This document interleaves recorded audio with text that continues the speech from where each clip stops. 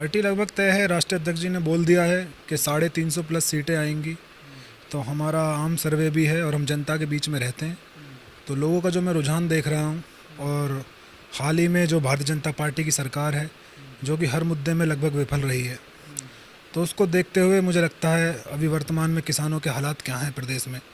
आप लोग देख रहे हो किस तरह से लोग अहंकार में किसानों की बात नहीं सुन रहे हैं। किसान आज 8 महीने से बैठा हुआ है और लगभग हर एक मुद्दे को अगर आप देखोगे तो ये सरकार विफल रही है। और उसको देखते हुए मुझे लगता है कि उत्तर प्रदेश में एक बड़ा बदलाव होने जा रहा है और आदरणीय राष्ट्रीय अध्यक्ष अखिलेश यादव जी के नेतृत्व में 2022 में हमारी सरकार बनने जा रही है। और हमारे बड़े वादे हैं जनता से।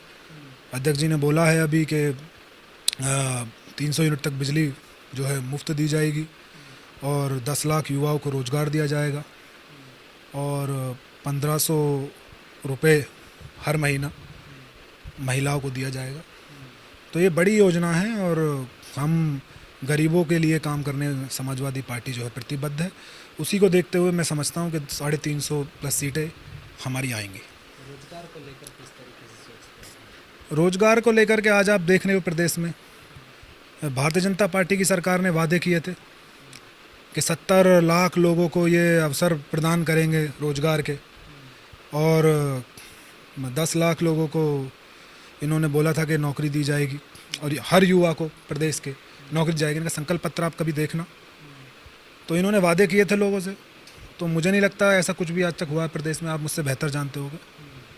तो उन्हीं को देखते हुए मैं समझता हूँ कि समाजवादी पार्टी की सरकार ने पिछली बार जो वादे किए थे वो सब पूरे हुए। हमने लैपटॉप का वादा किया, हर युवा को लैपटॉप मिला।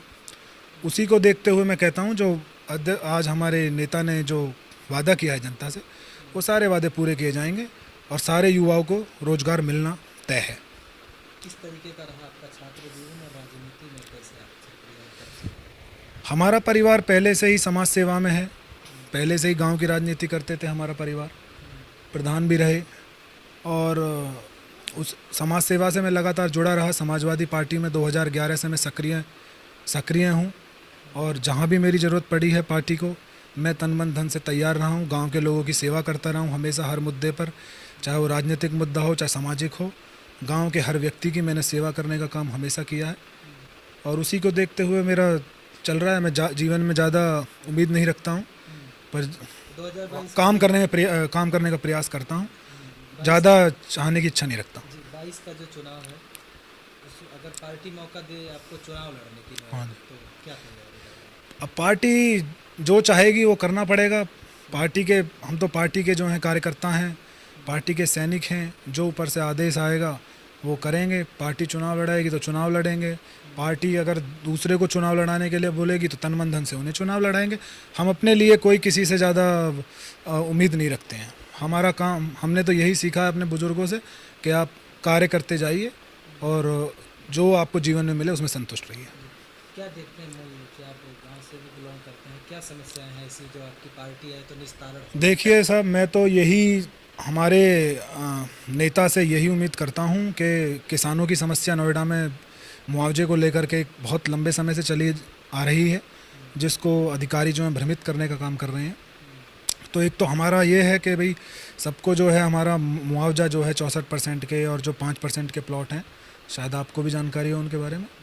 तो एक तो हमारे ये मामले जो हैं निस्तारित होने चाहिए। और एक, मैं अगर समाजवादी पार्टी की सरकार आएगी तो अभी इसके बारे में बात तो नहीं हुई है, मगर मैं यहाँ के नोएडा के नेताओं से और सबसे इसी के बारे में बात करूँगा कि हमारे जो राष्ट्रीय अध्यक्ष हैं उनको भी इससे अवगत कराया जाए कि मध्यम वर्ग के परिवार जो है वो फ़ीस को लेकर के काफ़ी परेशान रहता है। तो स्कूलों की जो फ़ीस है वो बहुत ज़्यादा है, उसके बारे में कुछ ना कुछ फैसला लेना होगा। योगी जी ने बोला था कि इसके बारे में कुछ ना कुछ बड़ा काम वो करेंगे, मगर वो विफल रहे हैं। उन्होंने उसके लिए कुछ भी नहीं किया है। तो मैं तो यही कहूँगा कि हमारे नेता में वो विल पावर है कि वो इसका निस्तारण कर पाएंगे। इस प्रकरण को मैं ऐसे देखता हूँ कि हमारे जो लोकल नेता हैं, कहीं ना कहीं लीडरशिप की कमी रही है, चाहे कोई सी भी सरकार रही हो। तो मैं यहाँ के लीडर से यही गुजारिश करूँगा कि आप सब लोग मिल कर के और ऊपर के जो नेता हैं उन पे प्रेशर बनाइए, उनसे निवेदन कीजिए कि भाई जो यहाँ के लोकल लोग हैं कम से कम उनके लिए हर एक कंपनी में आरक्षण दिया जाए कि उन लोगों को इतने परसेंट नौकरियां मिलनी तय हैं। इससे हमारा जो युवा वर्ग है उसको रोज़गार मिलेगा, ये तय है। मैं देखता हूँ कि मैं गुजर बिरादरी से आता हूँ और बहुत ही हमारी बिरादरी जो है आप गौरव है देश का। देश के लिए इन्होंने हमेशा जब जब ज़रूरत पड़ी है, जब जब इन्हें बलिदान देने का काम किया है, मगर आज कहीं ना कहीं इनकी उपेक्षा की जा रही है, और ख़ास तौर से भारतीय जनता पार्टी, क्योंकि मैं समझता हूँ सारे समाज के लोगों ने मिलकर के उनको वोट दिए थे। पिछली बार वो बहक गए थे लोग, उनके बहकावे में आ गए थे लोग, मगर अब लोगों की समझ में आ रहा है कि हमारी इतनी बड़ी तादाद है पश्चिम उत्तर प्रदेश में, लगभग हर ज़िले में हमारी अच्छी खासी तादाद है, और हमारे जो युवा हैं वो पढ़े लिखे हैं और देश के लिए कुछ करना चाहते हैं, मगर भारतीय जनता पार्टी की जो सरकार है हम लोगों को बहुत कमज़ोर समझ रही है और कमज़ोर करने का काम कर रही है। हम लोगों को उन्होंने कोई भी बड़ी जिम्मेदारी प्रदेश में ना दे करके हमारे लिए उन्होंने मतलब एक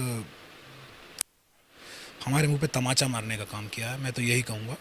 और समाजवादी पार्टी आते ही हम लोगों को पश्चिम उत्तर प्रदेश का नेतृत्व मिलने की पूरी संभावना और बड़ी जिम्मेदारी अध्यक्ष जी हमें देंगे।